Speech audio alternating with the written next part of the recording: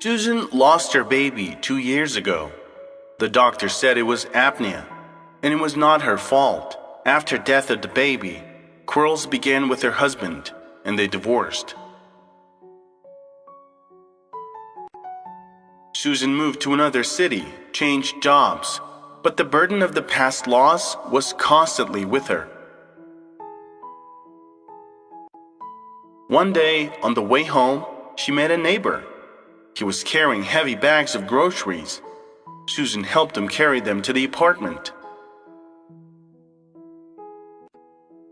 Mr. Lee asked why she was so sad. He was looking at her so intently, and Susan needed to speak out, and she did. "I know how to help you," Mr. Lee said, "but only help for help, okay?" Susan didn't really believe in the man's words, but she couldn't refuse. The man went into his apartment and told her to wait for him outside the door. He returned with a bag. He looked around and whispered. He said that the bag was an important thing for him, almost a relic and very expensive. But Mr. Lee was having a home renovation, and he doesn't trust the workers. They can steal this thing. He doesn't trust banks, so he asks Susan to take this thing to her place. He hopes for her decency that she will not look inside. Susan said she would hide the bag in her closet, but the old man waved his hands. He was against it. He told her to always carry the bag with her, because the locks on the doors of their apartments are not reliable, and she's almost always at work.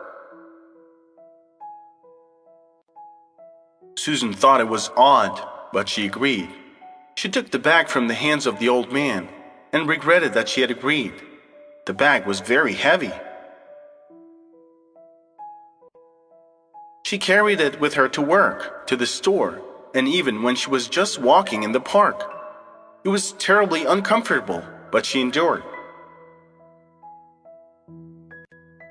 When she met Mr. Lee again, she asked if the renovation had finished, but the old man just shook his head. Susan didn't know how to get rid of this burden, and in the end, lost her bag.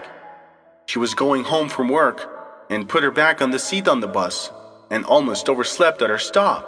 And when she ran out into the street, she realized that she had left the bag. She went to the transport company, but no one gave the bag to the driver. Susan came to Mr. Lee. She began asking for forgiveness. She said that she would pay for the lost thing, but the old man only smiled. "Oh, don't worry. I've wanted to throw away this old bag for a long time, and there are a lot of stones around. This bag is like your past. It's useless and only makes your life miserable." Susan smiled as she realized what the wise neighbor wanted to tell her. She was not healed right away, but from that day on, she began to treat the past differently. The past is too important a thing to carry with you all the time. Leave the heavy things to make the future easier.